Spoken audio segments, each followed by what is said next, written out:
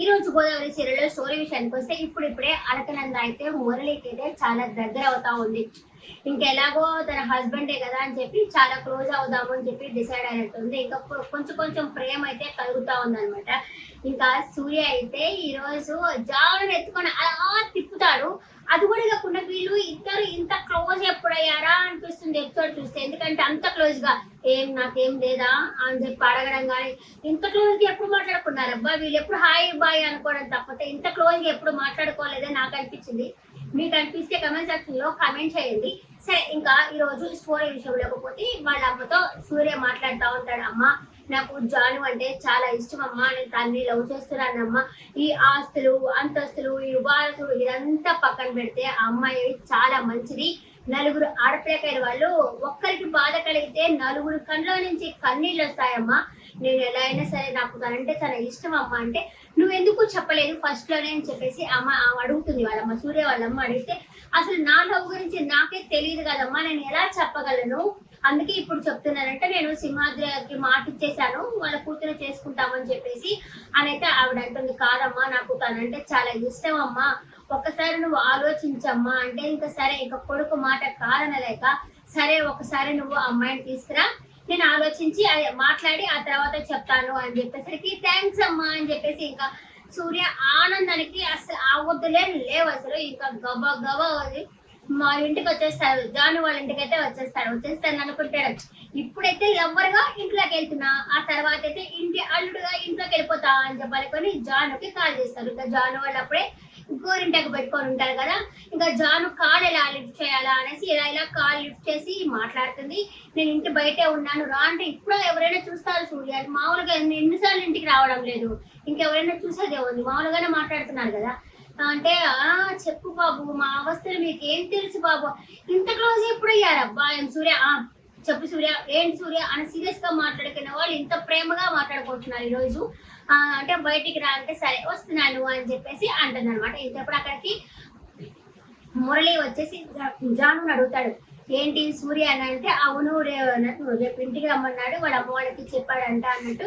సరే, ఈ విషయం ఎవరికి చెప్పమాక బావ అంటే ఓకే, నేను ఎవరికి ఏమి చెప్పనులే అని చెప్పి మురళి కూడా చెప్తాడు అనమాట. ఇంకా రేపు ఉదయము కలుద్దాము అని చెప్పేసి అనుకుంటారు వాళ్ళిద్దరు. ఇంకా అసలు సూర్య అయితే ఆ అమ్మాయిని ఎత్తుకుని సర్రమని తిప్పేస్తాడు. సర్రమని తిప్పేసి గోరింటాలు చూపిస్తుంది పెట్టుకున్నాను సూపర్ అని చెప్పని అంటాడు.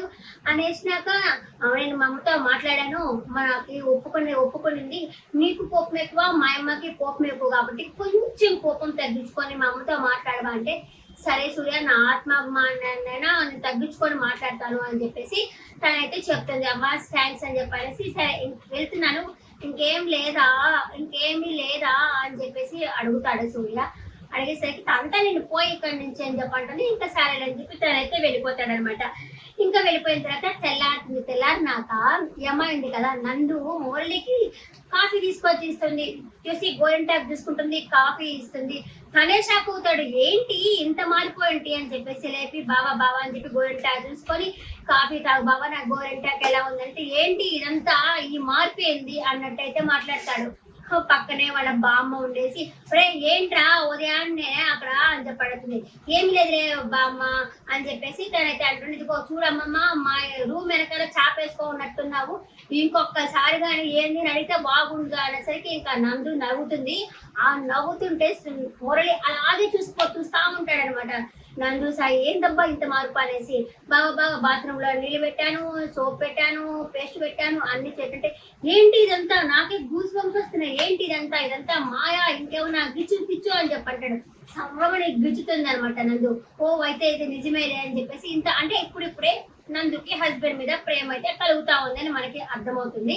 సో వాళ్ళిద్దరు ఇంకా కలిసిపోతారు, వైఫ్ అండ్ హస్బెండ్ కదా, ఇంకా కలిసిపోతారు వాళ్ళిద్దరు. ఇంకా కూరగాయలు తీసుకొని వస్తా ఉంటుంది ఎవరు, జాను వాళ్ళ అమ్మ. వచ్చేసరికి సింహాద్రి వస్తాడు, వచ్చేసి శారదా అని పిలుస్తాడు అనమాట. శారదా అన్నప్పుడు ఆమె ఆగుతుంది. ఆగేసరికి ఆ ఏమనుకుంటున్నావు, మొగుడు పోయాడు, అటు తోట పోయింది, మీ కూతుళ్ళు కూడా నా మీదకి వస్తా ఉన్నారు, ఏమనుకుంటున్నారు మీరు అని చెప్పి ఆమె అడుగుతాడు. ఆమె కూడా సింహాద్రి అని అరుస్తుంది అనమాట.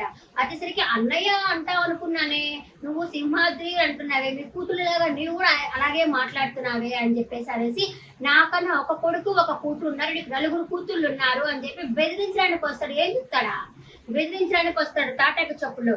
ఏం చెప్తాడంటే, నాకు ఒక ఫ్రెండ్ ఉండేవాడు, అతనికి నా కూతుళ్ళు ఉండేవాళ్ళు, ఆ కూతుళ్ళు ఎక్కడికి పోయారో ఏం చేస్తున్నాడో తెలియలేదు, అదంతా వాళ్ళు ఎట్టుపోయారో నాకే తెలుసు, అంటే మీ కూతురుని ఏమన్నా చేస్తానని చెప్పడం అనమాట.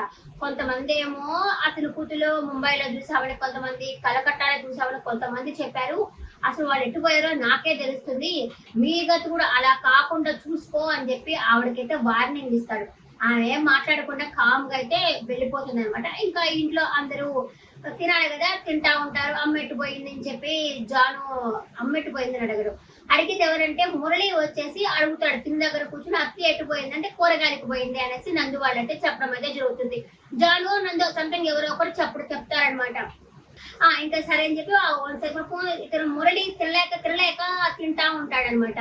అందులోప్పుడే ఇంకా వీళ్ళంతా ఉండి పాపము బాగా చేయబాలేదు కదా అనేసరికి ఇంకా నందు కలిపి పెడతానులే అని చెప్పని అంటుంది.